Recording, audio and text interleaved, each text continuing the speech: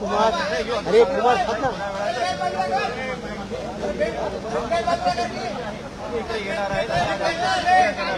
धरतो मी बच्चू कडू बोलत आहे. कशाला आरडाओरडा करतो? शांत येणार तुझे ओरडण्याने येणार आहेत का ते?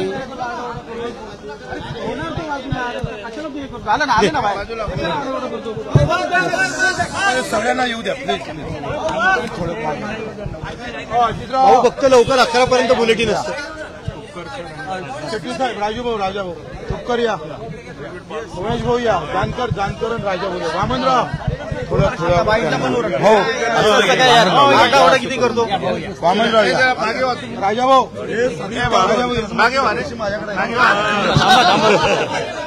बच्चू भाऊ फक्त लवकर बुलेटिन.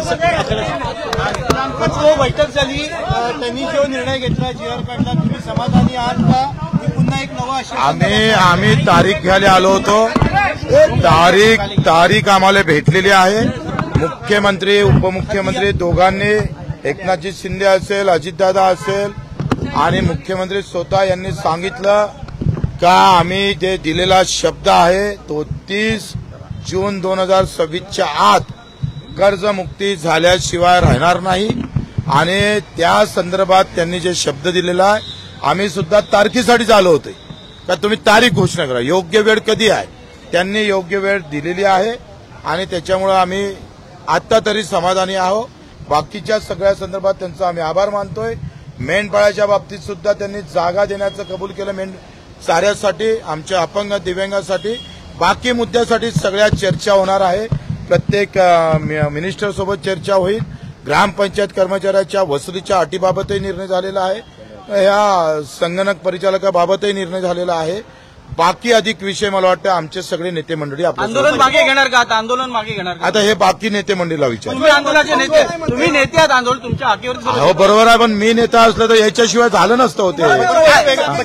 तुम्ही म्हणाले होते तुमचे सदन शेतकरी आहेत त्यांना कर्जमाफी देऊ नये किंवा आता मला कर्जमाफीची गरज नाही आहे. बच्चू कडू म्हणून मला 70,000 रुपये मानधन भेटतं.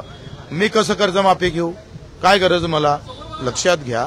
आणि म्हणून मला असं वाटतंय का ज्याला 1-1 लाख रुपयापर्यंत पेन्शन असेल, जे व्यापारी मोठे व्यापारी असेल, अशा लोकांना कर्जमाफीची गरज तर नाहीच आहे.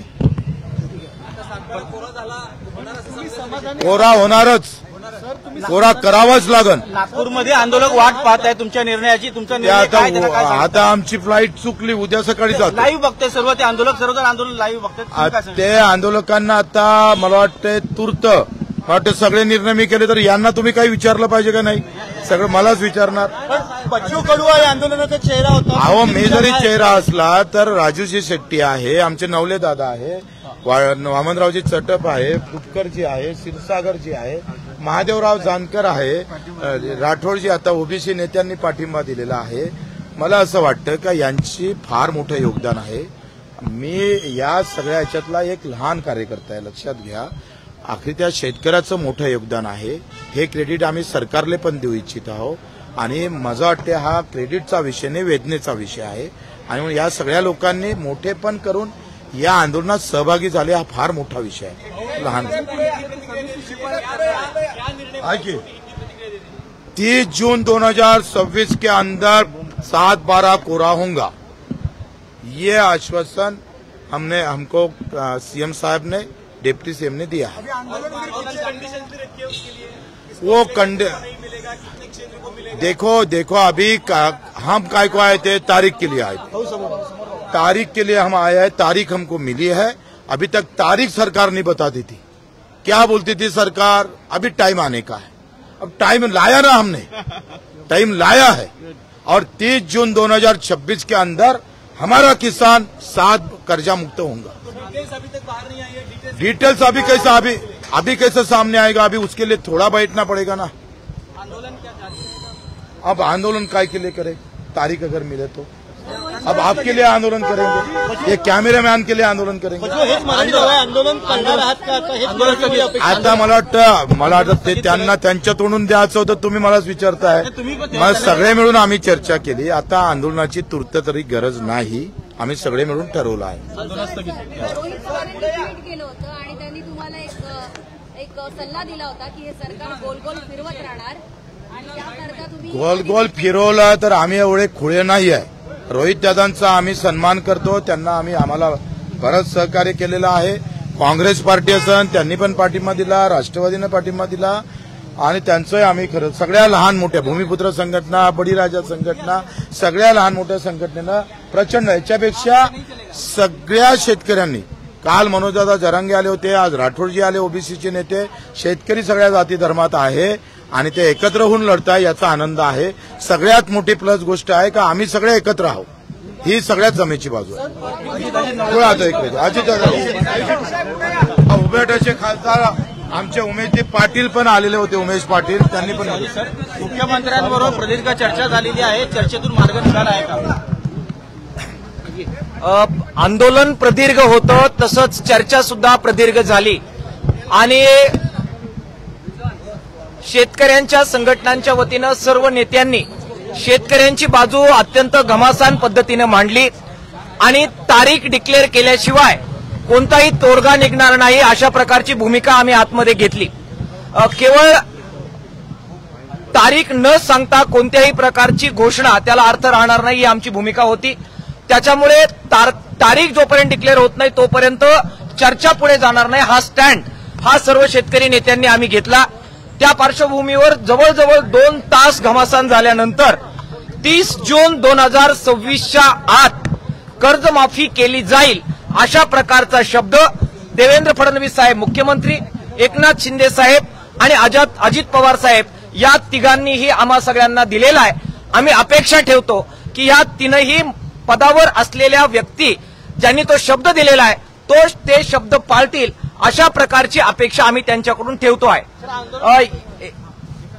30 जून 2026 हा कालावधी यासाठी मान्य करण्यात आला की जर आपण ही तारीख ठरवली असती तर अतिवृष्टीमध्ये आता जे नुकसान शेतकऱ्यांचं झालेलं आहे ते शेतकरी कदाचित याच्यातून वंचित राहू शकले असते. त्यामुळे मागच्या फायनान्शियल इयर जे आहे 30 जून 2025 त्याच्याबरोबरच 30 जून 2025 नंतर ज्या शेतकऱ्यांचं नुकसान झालेलं आहे या हंगामामध्ये त्यांना सुद्धा रिलीफ मिळावं या दृष्टिकोनातून ही एक्सटेंडेड डेट आपण मान्य केलेली आहे.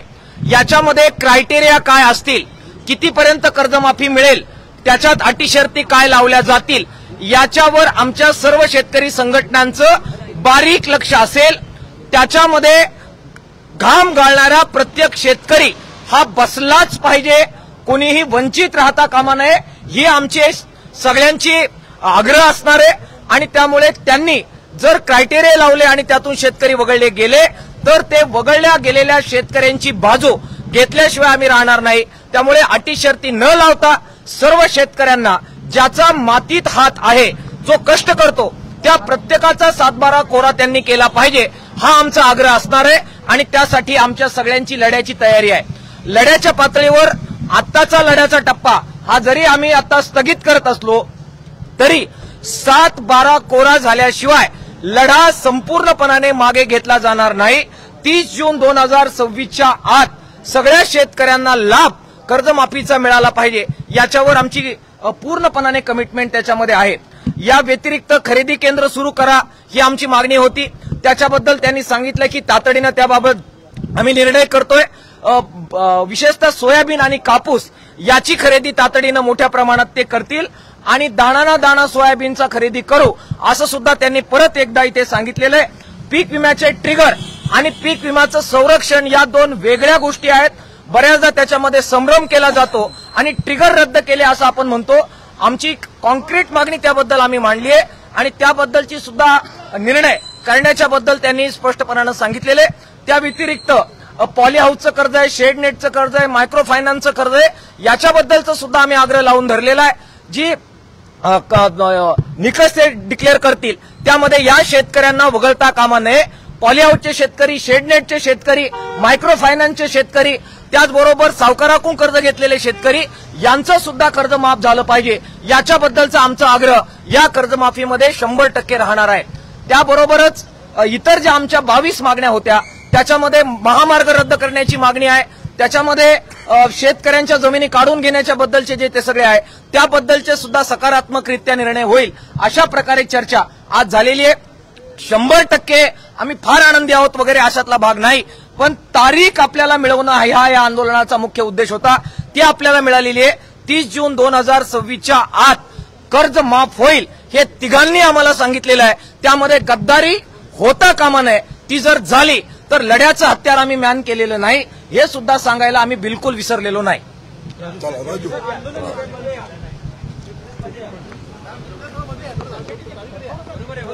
मुख्यमंत्र्यांसोबत महत्वाची चर्चा पार पडलेली आहे. काय निर्णय झाले, तुम्ही समाधानी आहात का?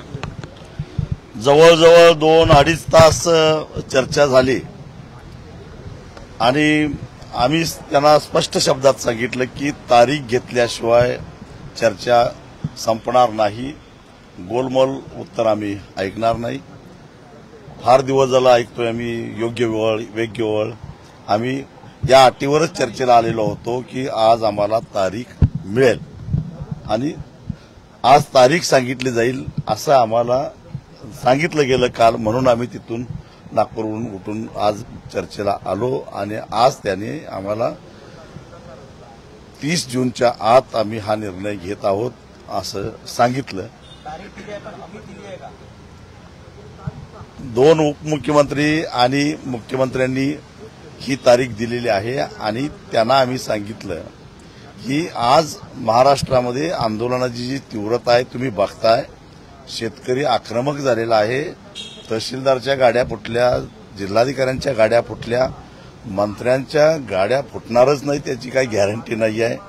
तेव्हा हा जो जनक्षोभ उसळलेला आहे शेतकऱ्यांचा हा आवरायचा असेल तर तुम्हाला तारीख सांगण्याशिवाय पर्याय नाही. राज्याची आर्थिक स्थिती बरोबर नाही, आर्थिक अडचणीत आहे हे आता आम्ही ऐकून घेणार नाही.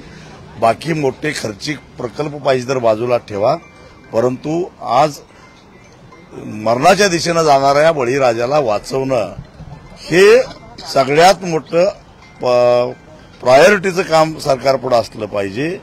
कारण बाकी क्षेत्रामध्ये सुद्धा अडचणी आहेत, नाही असं नाही, परंतु आज दररोज 8 या दरानं शेतकरी आत्महत्या करायला लागलाय आणि त्याच्या मनात जर जगण्याची उमेद निर्माण करायची असेल तर किमान त्या शेतकऱ्याला एक दिलासा दिला पाहिजे की आम्ही बाबा 30 जूनला का होणार तुम्हाला कर्जातून बाहेर काढतोय हा दिलासा दिला पाहिजे. आणि बँकांना सांगितलं पाहिजे जे थकीत कर्जदार आहेत त्यांना दोषीस लागून देऊ नका, त्यांना त्रास देऊ नका. ते या गोष्टी त्यांनी मान्य केल्या आणि म्हणून आम्ही तुर्तास आंदोलन काही काळासाठी स्थगित केलं आहे. पण यात काही प्रगती होत नाही किंवा सरकारनं फक्त वेळ मारून नेण्यासाठी तारीख घेतली असं ज्यावेळी लक्षात येईल त्यावेळी आत्ता झालं याच्यापेक्षाही उग्र आंदोलन होईल. एक शेवटचा मुद्दा या ठिकाणी जे आहे राजन भाई ते बोलले थोडक्यात बोला. आता एका बाजूला शेतकरी मानसिक दडपणाखाली आहे कारण पिकं सगळी बुडाली आहे. एक तर अतिवृष्टी, महापूर, खरवडणं जमिनी सगळं झालंय आणि अशा परिस्थितीत त्यांना मानसिक आधार द्यायची गरज होती आणि एक सकारात्मक कमिटमेंट राज्य सरकारच्या वतीने 2.5 तासाच्या चर्चेनंतर आलाय आणि म्हणून आम्ही त्यांच्यावर विश्वास ठेवतो आणि म्हणून राज्याच्या आर्थिक स्थितीचं काही असलं तरी क्रम बदलून ते कर्जमुक्ती करायचं त्यांनी मान्य केलं आहे आणि म्हणून 30 जून 2026 ही डेट आम्हाला मिळाली आहे आणि या निमित्ताने आम्ही त्यांच्या म्हणण्यावर आज विश्वास ठेवण्याशिवाय आम्हाला पर्याय नाही, विश्वास ठेवावा लागेल आणि म्हणून आज हे आंदोलन आम्ही तुर्तास पुढे ढकलतो आणि यानंतर माझे सहकारी राजेशजी क्षीरसागर बोलतील त्यांचंही आपण या ठिकाणी आपल्याला सांगू इच्छितो की जी महाराष्ट्रातली शेतकऱ्यांची विदारक परिस्थिती आहे त्या परिस्थितीच्या पार्श्वभूमीवर हे आंदोलन नागपूरमध्ये सर्व संघटनांनी एकजुटीने चालवलं. या आंदोलनामध्ये मोडता घालण्याचे अनेक प्रकार हे सत्ताधाऱ्यांनी त्या ठिकाणी केले. न्यायालयाच्या खांद्यावर बंदूक ठेवून देखील या आंदोलनाचा निशाणा साधायचा प्रयत्न केला, परंतु बच्चूभाऊ कडू यांच्या नेतृत्वाखाली तमाम सर्व संघटनांनी एकजुटीने हा किल्ला लढवलेला आहे. यामध्ये आज या ठिकाणी सरकारनं कर्जमाफी करण्याचं आश्वासन या ठिकाणी आम्हाला प्रत्यक्ष बैठकीमध्ये या ठिकाणी दिलेला आहे, त्यांनी स्वतः देखील जाहीर केलेला आहे. आमची आशा आहे की सरकार हे आश्वासन पूर्णत्वाला खऱ्या अर्थानं नेईल.